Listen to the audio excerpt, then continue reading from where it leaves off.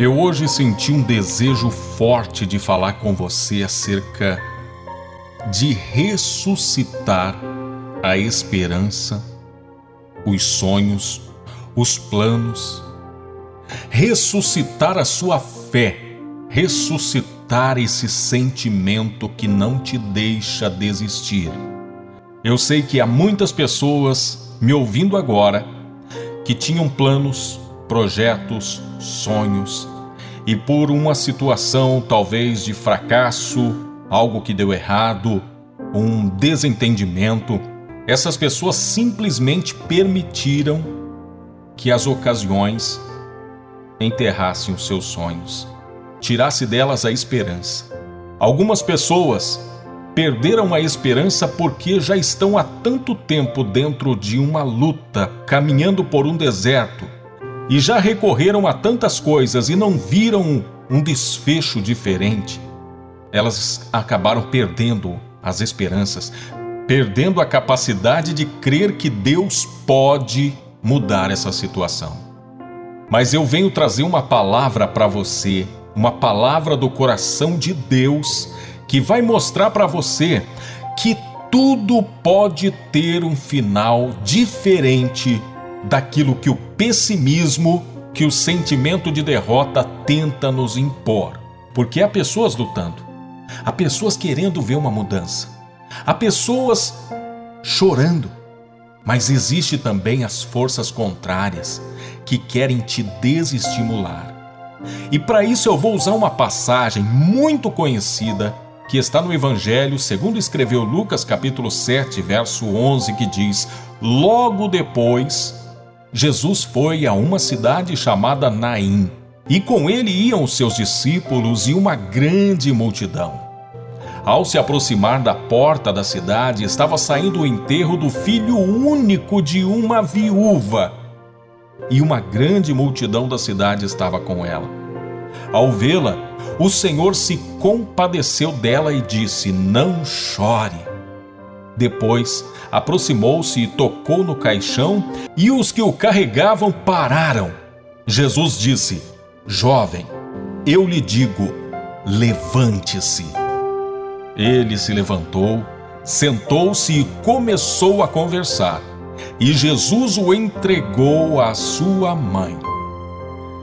Sabe o que me fascina, o que me deixa mais e mais e mais e mais apaixonado por Jesus nesse texto?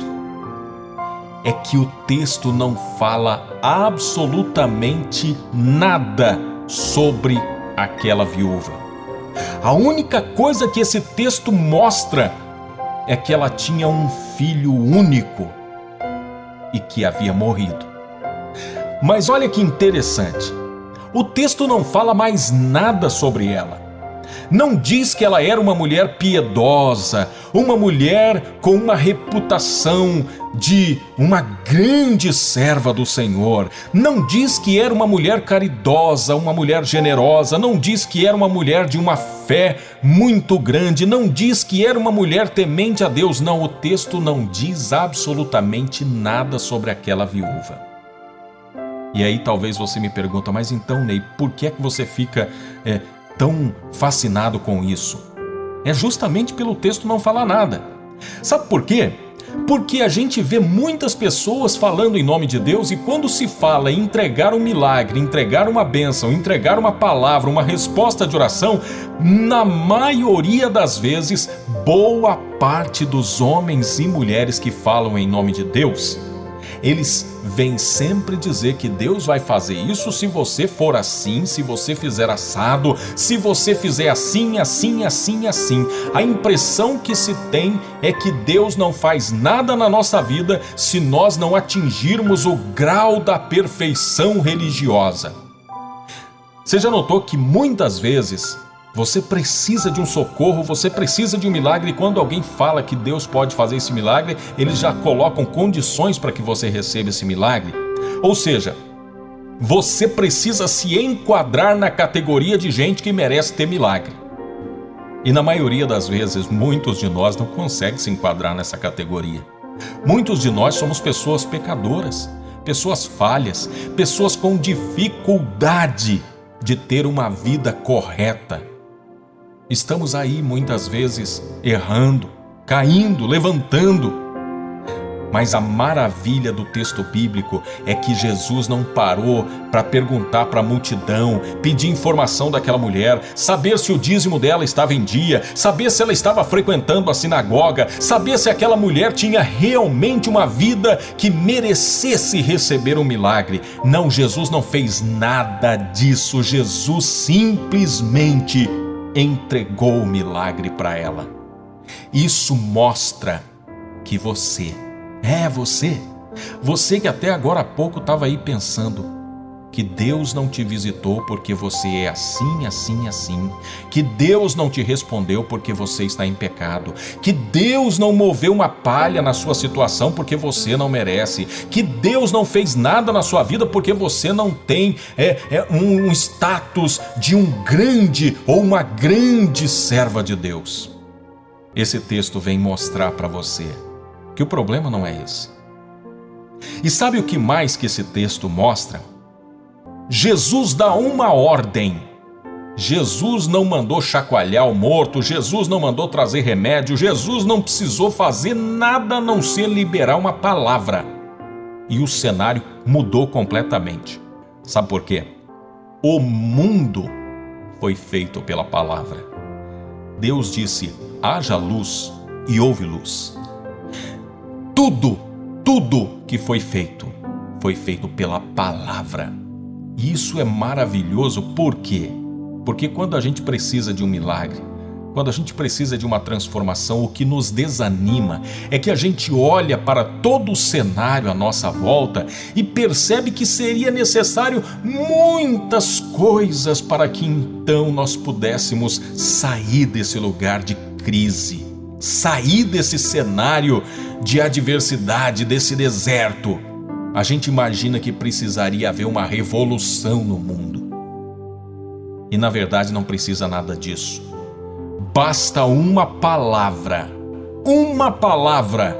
e toda a situação pode mudar. Porque Jesus é poderoso para mudar a tua situação simplesmente liberando uma palavra.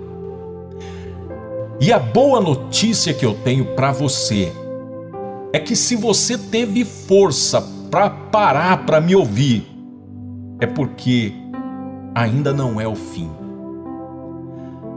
Jesus fez um milagre na vida daquela viúva porque Jesus quis fazer. E se você teve acesso a essa palavra, e se essa palavra está trazendo ânimo, esperança para você, esse já é um sinal de que Jesus quer fazer um milagre na sua vida. Jesus quer mudar a sua situação. Jesus quer responder a sua oração. Se você teve força para parar para me ouvir, é porque ainda não é o fim. E é porque há esperança para você. Todo milagre começa pela palavra. Você recebe uma palavra que é mais ou menos como uma semente. Mas se você pegar aquela semente e lançar no solo, você verá que aquela semente vai produzir uma planta, que depois vai produzir espigas e uma infinidade de grãos. Todo milagre começa pela palavra e se desenvolve na sua mente e no seu coração. E de que forma que você pode adubar essa palavra? De que forma que você pode fazer com que essa palavra venha produzir frutos na tua vida? Comece pela oração. A oração sincera, aquela oração que vem do íntimo do coração. A oração que não se preocupa com palavras bonitas. A oração que simplesmente expressa o teu sentimento de angústia, de tristeza, de desânimo, de sentimento de fracasso, de derrota. Comece a orar. Comece a orar. Coloque a sua vida na presença de Deus. Apenas ore, apenas clame, porque Deus fará o milagre na sua vida. Mas você precisa orar. Arrume forças e ore, porque oração é mais ou menos igual aquele remédio que o médico te receitou, você foi até a farmácia, comprou e colocou na prateleira. Aquele remédio para que ele faça efeito. Não adianta você saber que ele é bom, não adianta você saber que ele é eficaz, não adianta você saber que aquele remédio é o remédio correto, não adianta você saber que ele está na sua casa, que ele está na sua frente, não adianta você olhar para ele. Você precisa tomar o remédio. Da mesma forma, não adianta você saber que oração é eficaz, não adianta você saber que a oração é o meio pelo qual Deus faz o milagre chegar até você, não adianta você ouvir falar de oração se você não orar. Então, eu quero desafiar você a parar tudo e buscar um lugar de oração, colocar-se na presença de Deus, dizendo: Senhor, eu estou aqui. Eu acredito em Ti, eu confio na Tua palavra. Eu sei que Tu és bom, que a Tua misericórdia dura para sempre. Eu sei que eu não mereço, mas eu Te clamo, eu Te peço. Faz um milagre na minha vida. Vem restaurar aquilo que estava destruído. Venha ressuscitar os sonhos, os planos, os projetos. Senhor, em nome de Jesus, eu não admito ter que enterrar esses meus sonhos, esses planos, esses projetos. Eu não admito ter que lançá-los à sepultura, porque eu sei que Tu és um Deus de milagres. Faça um milagre, assim como o Senhor fez na vida daquela viúva e restituiu a ela o seu filho único, o motivo da sua alegria, o seu meio de sustento. O Senhor devolveu vida para aquela viúva. Faça isso na minha vida e eu hei de glorificar o nome de Jesus de Nazaré. Senhor Jesus, faça assim nessa vida e que Tu sejas louvado e glorificado na vida dessa pessoa, que ela possa testemunhar que o Senhor ressuscitou sonhos, planos, que o Senhor trouxe vida de novo para ela. Que assim seja, para a honra e glória do nosso Senhor Jesus. Amém. Eu quero desafiar você a enviar essa mensagem para pelo menos 3 pessoas, em nome do Pai, do Filho e do Espírito Santo.